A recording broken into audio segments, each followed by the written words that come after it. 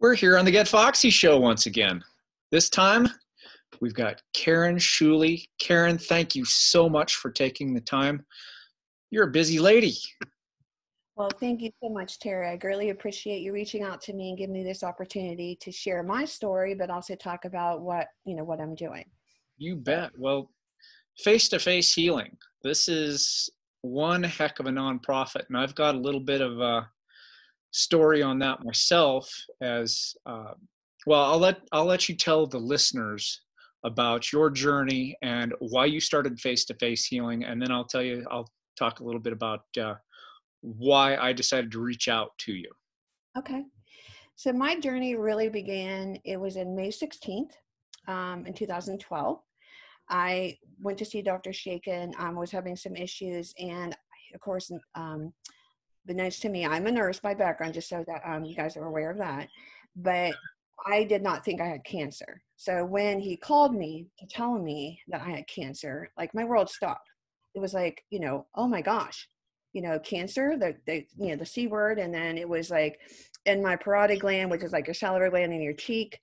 It extended into my ear canal. I did take out my part of my ear canal, so I can't hear out of my right ear.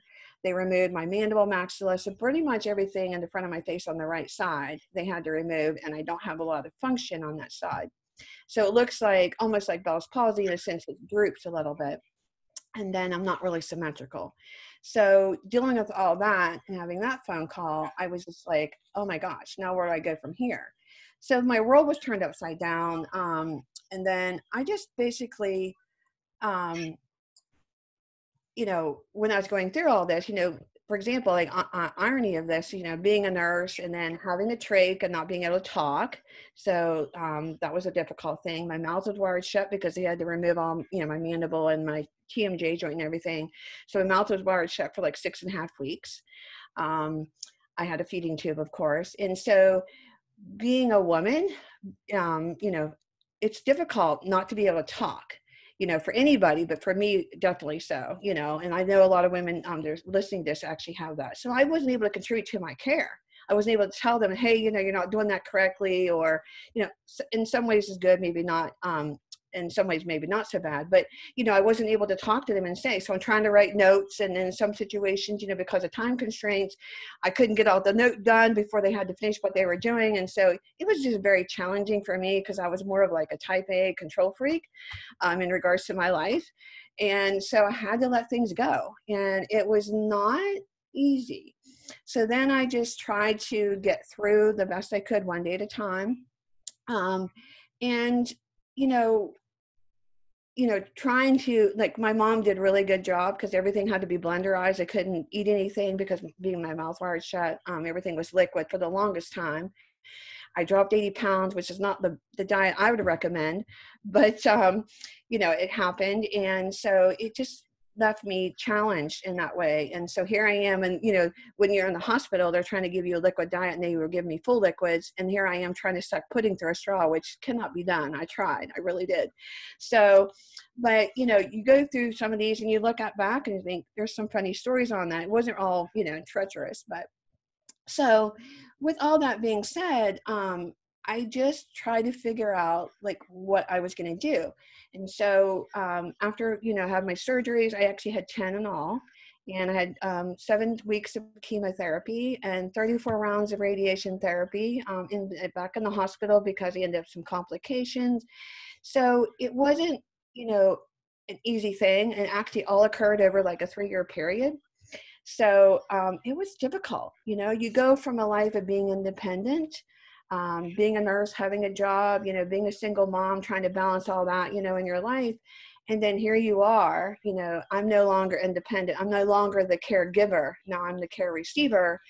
And so I'm sure there's other people out there that understand like what I'm talking about, that are listening to this podcast. But, you go and you're switching roles. And so that's a very difficult thing. And so one of the things I did as a nurse, I helped people, understand and talk to families, like, listen, understand from their perspective, like what they're dealing with. Don't try to give them as hard of a time, try to put yourself in their shoes, so to speak. So that's what I tried to do. But going through all that, I ended up basically trying to figure out, where do I go from here? You know, my world is flipped upside down. I like to use as analogy as a life puzzle, so to speak, my story. And so here you are, so carefully orchestrating my puzzle over 47 years, right? And then this happens, my world's flipped upside down, and then all of a sudden there's pieces of my puzzle that are missing completely. Some are now too big, some are too small. And it's like, how do I fill those pieces? Like, what do I do with that? You know? And so me being type A, trying to figure out, now, you know, oh my gosh, you know, and then me also, I had a huge issue with isolation and rejection, and some of that was my perception, you know, of, it wasn't, you know, what people sometimes were doing, was my perception of what they were doing. And I'll talk about that in a few minutes. But it's basically, then it became, well, how do you deal with this? You know, like, how do others deal with this? And so it's just, it was very difficult. And so it doesn't really matter whether it's cancer, doesn't matter whether it's another disease condition, doesn't matter whether it's a loss. I started grieving for the life I had before, for my previous face. You know, like, life was this way all this time, and life was so much easier because of, you know, and then now my life is so much harder. So I kind of isolated myself, and I kind of became a recluse in my bedroom, and I only would see my parents and my son, and I wouldn't see any other of my family members. I wouldn't talk to anybody, because I was having a hard time not only transitioning from the role of being caregiver to care receiver, but also being as a nurse. I was having a hard time wrapping my head around what the heck is happening, you know? And so I didn't really have anyone to talk to about this. I was looking for support groups, and I would go to counseling, and then of course they want you to talk about what you're feeling. I'm like, I have no idea what to even talk about. I just know that I'm feeling really bad. I don't understand how to put it into words. And so it just became very difficult.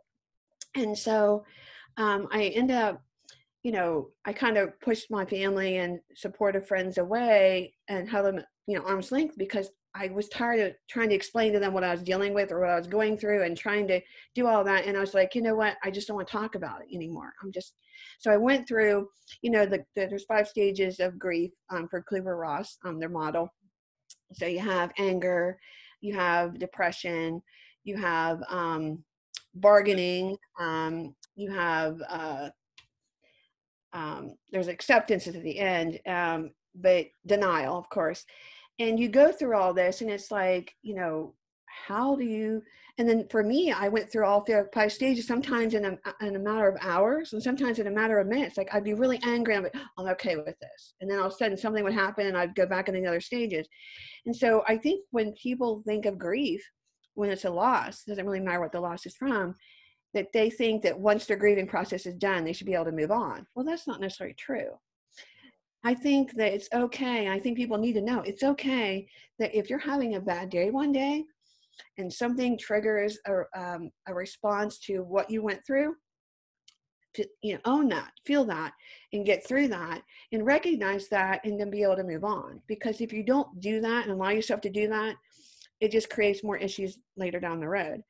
And the other thing I want to say that I learned from this is that if you have family, friends, supportive community, church, don't push them away that they're not involved in your healing process, because to them, their way of healing and help and dealing with all this is to be able to help you, even if it's just small things like going to the grocery store, helping you with cleaning the house, or like from, in my instance, like my mom, you know, cooking for me as best she could.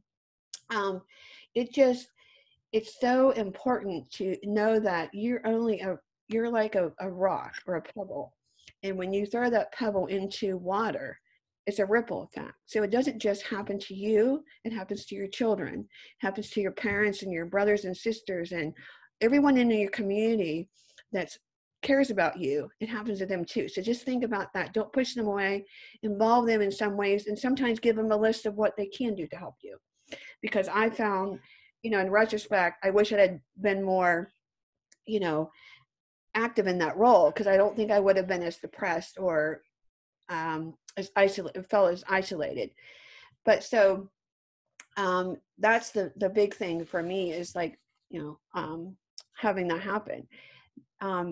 And so I think that from there, I went and I just felt so alone, and I felt like there was no one like me, that I lost my voice that I had that was so, outspoken and such an extrovert. And I became this introvert, and I was just trying to figure out, like, what do I do with this? How do I deal with this, and how do I move forward? And so when I was looking for the support groups and I couldn't find anything, I just got really angry and frustrated. And I'm like, why is there nothing out there? And then I realized very quickly, I mean, even when I was going through all this, I was very angry at times. And, as one of the stages of grief, but, I would even that question of, why me, God? Why did you choose me to go through this? And there were times when I was in so much pain, and I just kept thinking, if you're going to put me through this, and take me anyway, because, my cancer was terminal, then just take me now. Don't make me go through all this pain and suffering and then leave me here, So I'm very glad that things happened, that, I'm here. And one of my motivators was, of course, my son. At the time, he was 7. And now he's 16. So now we're 8 years out, and things are just so much better. Things have had to change. Things, you have to adapt. We were talking previously before, and when something happens, it goes down to, I talk, one of the things is adversity. Adversity is not always a bad thing. When something happens to you, it's really about how you deal with it and how you move forward. And when you take a situation, it gives you an opportunity to reevaluate your life. I had my priorities in a certain way. I was full-time. I worked at a large insurance company. So I had my son. I would drop him off at school, and I'd go, to work, and I'd rush home, and I'd pick him up from daycare, and then do dinner and homework and everything. And next day, same thing. And so you kind of have your priorities a little bit backwards. So that allowed me an opportunity to take a step back and say, okay, is this really how I want my life? And no, it's not what I wanted. My priority was my son. How can I make things better for him? And then you start with, how can I be a better friend? How can I be a better mom? How can I be a better, servant of God? There's all these different things. Like, how can I become this better person or version of myself that I've always wanted to do but never had time to do? So it allows you that opportunity. So I just recommend that when you're facing a bad situation, I look at it as, when a door or a window closes, another one opens. So it allows you the opportunity to reflect on what's going on and make some changes and move forward. Mindset is so key. It is. When it comes to this. And that's big stuff. Yeah. And I think changing my mindset from what I lost, everything that I lost, because I did that for a year and a half. I was I lost my hearing. I lost how, the taste. I lost how I look. I lost, my physical abilities. I lost all these things. But when you focus on everything you've lost and you grieve for that, and you're staying in that moment, you don't allow yourself the opportunity to move forward and be grateful for what you've gained. So when I switched that mindset to now being positive and thinking about what I was grateful for, and for a while, my list was very short about what I was grateful for, but then very quickly I started adding more things to my list. And another important thing to do is journal every day. Because if you see what you're going through and then you start looking back at the pages, and you can even put a face, an anger face or a smiley face or a frowny face, whatever. And as you start flipping through the page, you say, okay, well, I was this way for this long, but look how far I've come, and now look where I'm at. And it gives you the opportunity to see that you've grown, that, even though you're living it minute by minute or day by day, and you're engulfed in that, but you get a chance to see how you've grown and changed.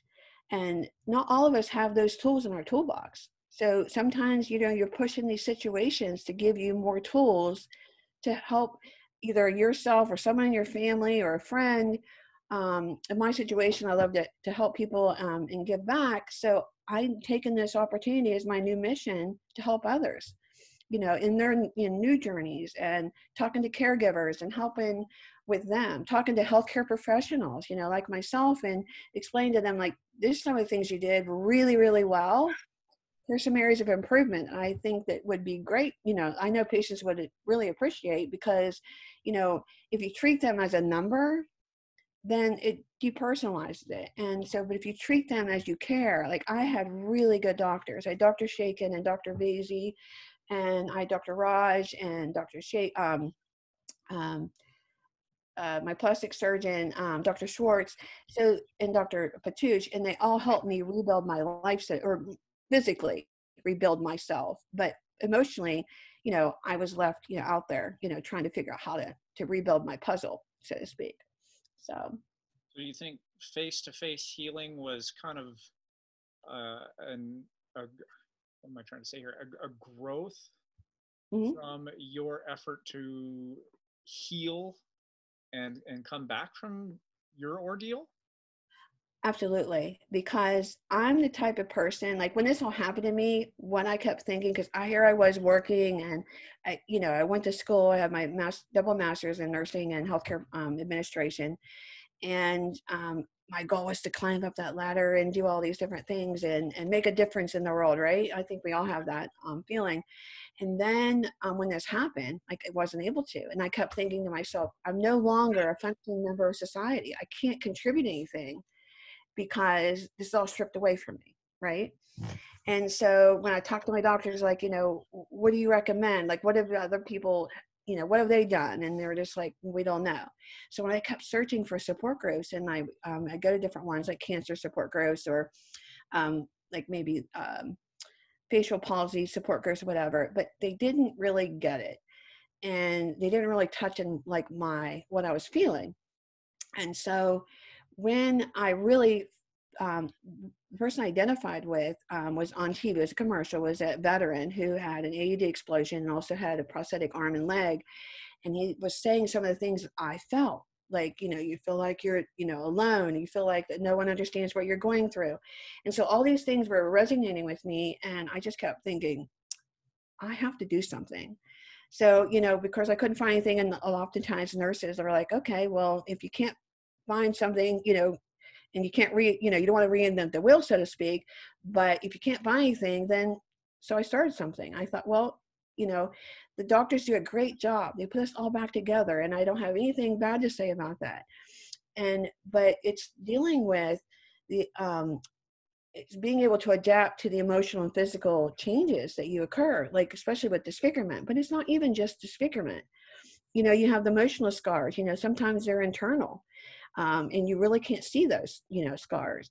But even like with cancer patients, some people have scars, from like mastectomies, and some people have scars, from other, areas of their body, but they're covered and you can't see them. But when it's on your face, and your face is your first line of communication, it's harder.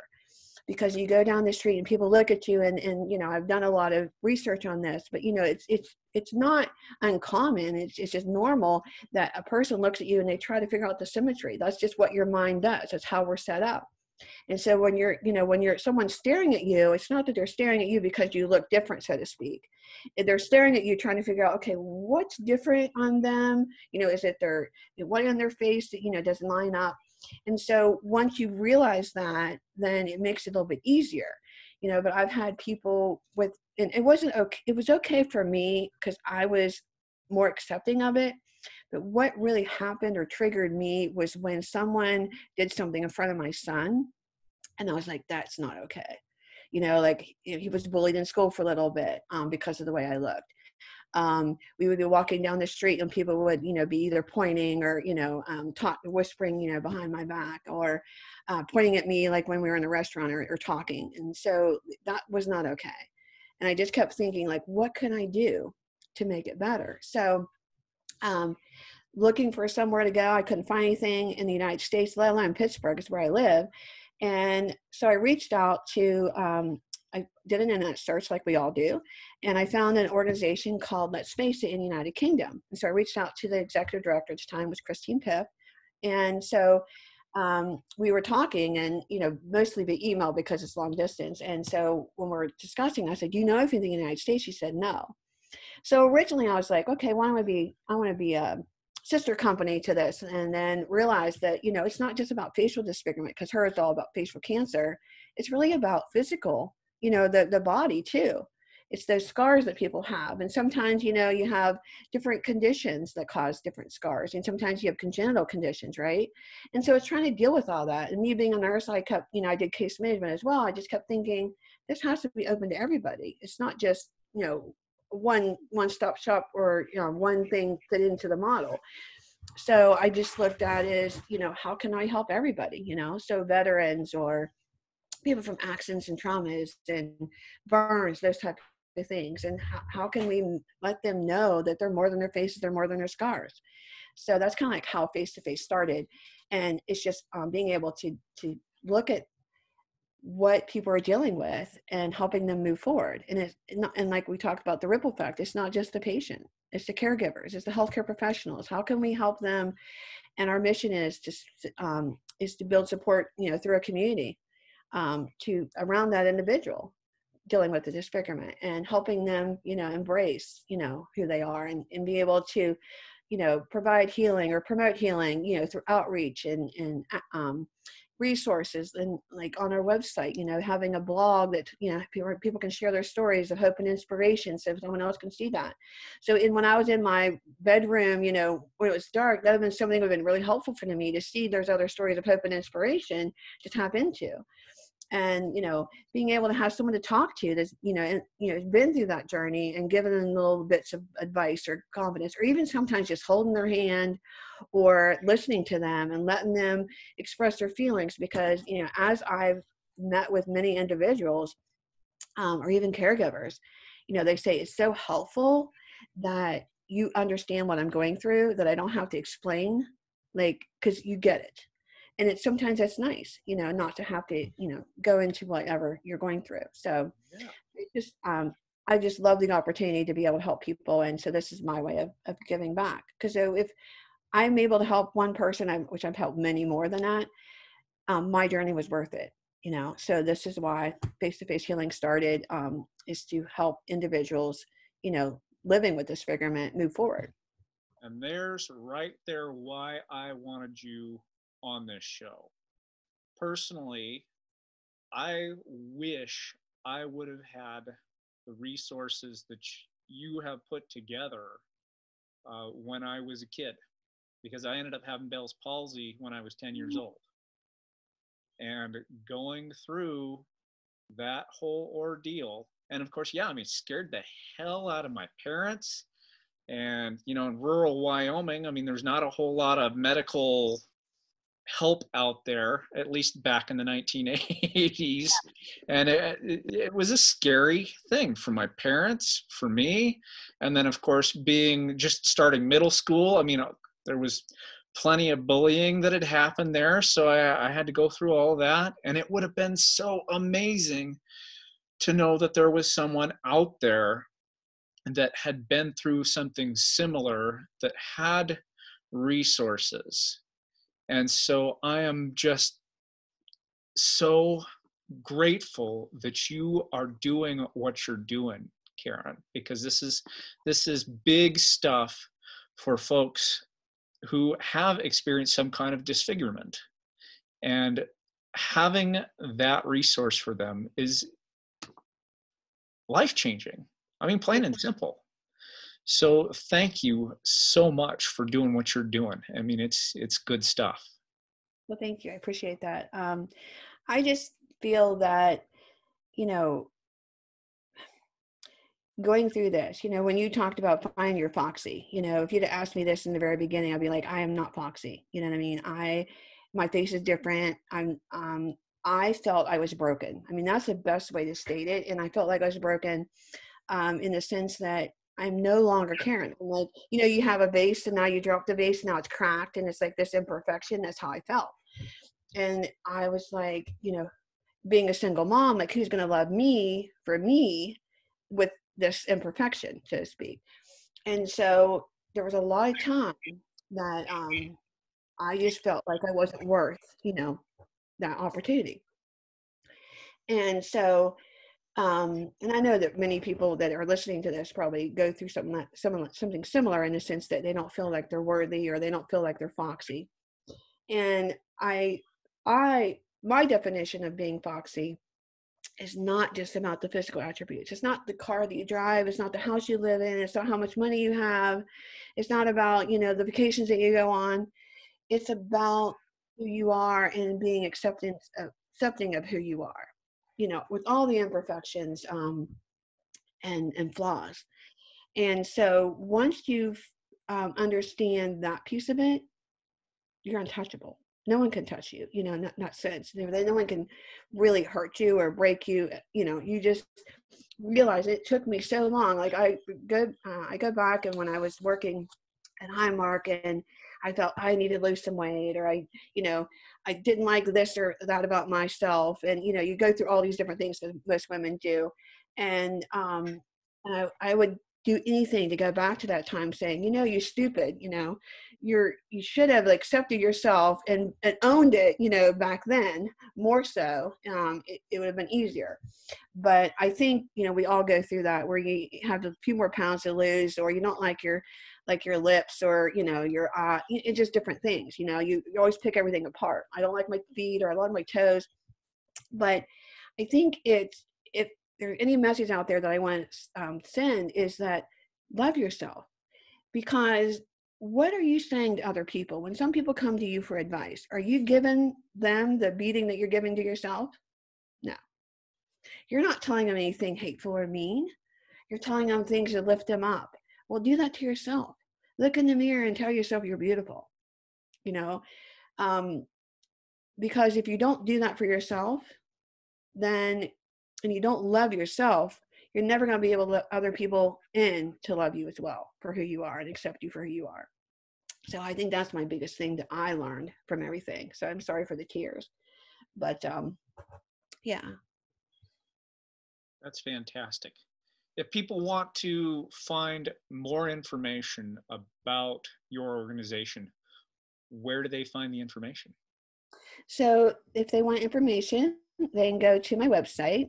It's www.face2facehealing.org. So FACE, the number 2, FACE healing, HEALING.org. And the reason I called it face to face is because my goal, of course, this is before COVID-19, but my goal is to meet people face to face. And so we go to people when they're in the hospital, of course, if they're within driving distance, and either the patient or a caregiver or a doctor calls us, and we go to them and we talk to them in person. If we're not able to see them in person, we actually call them and talk to them on the phone and try to do now conference calling or Zoom, calling, and see what their needs are and try to meet them where they are and try to help them through their journey.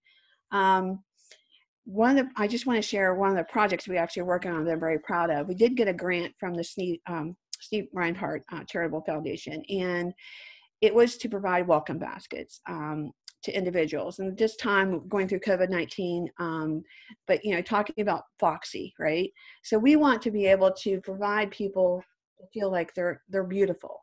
And when you're in the hospital, you get these, generic toothbrushes, you get generic lotion, generic, all these generic things. So we want to be able to provide different things to help them feel good about themselves, a nice blanket, it's good for them, it has, it's just nice and feels good, and they can have it, and take it on when they go home. You give them, we have some things from Mary Kay, it's for your lips. It helps with the dryness of your lips and that type of thing. We also have for your hands, so to keep your hands nice and feeling good. We have essential oils, that we provide to patients, and trying to help them realize that, even though you're in the hospital, doesn't mean you have to feel bad about yourself. I mean, I remember when I was in the hospital, I took my own things to make me feel everything I felt good about. I had Bath and Body Works, and I had Sweet Pea was the brand I had, or the scent. And every time the nurse's aide or the nurse would come in to give there was Sweet Pea would be the scent that actually filled the hallways. And so they would laugh. And then, I had all these different hair products, and I just brought that. And that was kind of for me to feel good about myself. So that's what I try to provide to people, our patients. And so thankfully we are able to have a grant from them and be able to provide that for patients. And, going into, different hospitals and talking to them, and we send those baskets to the patients and we deliver them, and they're just so thankful to have different things to remind them of and feel good about themselves, right? Feel foxy, I guess is the better way to say it. So Amen to that. If but people want to support your foundation financially, for example, yeah. do they go to your website to do that too? Yes, they can go to my website. I have a on the website it has donate, and it talks about all the different services that we have, and we're still working on some of that. With COVID-19, it's kind of impaired things a little bit, so we're trying to make some changes as everyone is adjusting. But yeah, you can go on a donation page and do that. It also has a if you want to send a check, you can do that. It has our address on there for you to forward a check. And if anyone has any questions, they can always call me. My number is 724-344-7578. And I think that number is on there as well. But if not, but yeah, and I have my email addresses on there. So I just, my thing is I want to help as many people as possible, find their foxy, but realize that they're more than their faces, more than their scars. And it doesn't matter what adversity you face. It could be an internal scar from like something you were told from your father or your mother when you were little, and you could take that into your life. And it's just trying to help people realize that you don't have to carry that around. It's like baggage. You start carrying all these things around that had been put onto you, from other people. You're going to be overwhelmed with all this weight. So you just get rid of all that, and you realize that listen, okay, that was how things were. So that's in the past. I'm moving forward, and this is how I want things to be. And then you just have to make the changes. And it's not easy, believe me, I know. I've been there, but it's taking one step at a time. Sometimes it's taking a couple steps, and if you get knocked down and you have to get up and you've now been 3 steps, backwards, you just continue to take steps. As long as you're moving forward, even if it's just a little baby step, it's better than nothing. But know that you are, you get to define, your life or your journey by the way you react to different things, and don't borrow troubles from tomorrow. Face today. Don't look at what if, because as long as you're what ifing, you're not living today. So do that and reprioritize your life. If there's things down there that are negative and are weighing you down, get rid of them and start over. And that's what I did. I rebuilt my puzzle, and to make it where now it's workable. I'm happier. I love myself. I go out and talk to people, and even like when I go to a store, I engage, with people and talk to them, because I think that's important to have that personal interaction, and for people to realize that, that is needed, that's necessary. And just, and I think the other thing I want to leave is when you see someone who's different, and maybe have facial disfigurement, don't shy away from them, because just because we may look different doesn't mean that we are a different person altogether. We're not an alien, for goodness sakes. Just say hello, smile at us, and acknowledge that you see us, as opposed to like putting your eyes down and not looking us in the eye, could make us like feel like they were, a monster, so to speak. And once you start doing that and you engage with a person, you're going to find this person has been through so much and they've changed, and they're so much more giving and valuable because of what they've been through. And it's just the people I've connected with that have differences are amazing people that have so many different gifts, and we all have different gifts. So just, embrace your gifts and share them with other people. There we go. Words of wisdom from Karen Scuilli. Feel free to check out her website, face2facehealing.org. Karen, thank you so much for taking the time. I am so blessed to be able to have had this chat with you today. Thank you so much. Terry, I am blessed that you actually found me and you gave me the opportunity to share my story and what I'm doing with Face2Face Healing, because I want to be able to reach more people and let them know they're not alone. There's other people like them, and they do have a voice. So, and they're more than their face. They're more than their face. They're more than their scars. True that. Thank you, Karen. Thank you very much, Terry.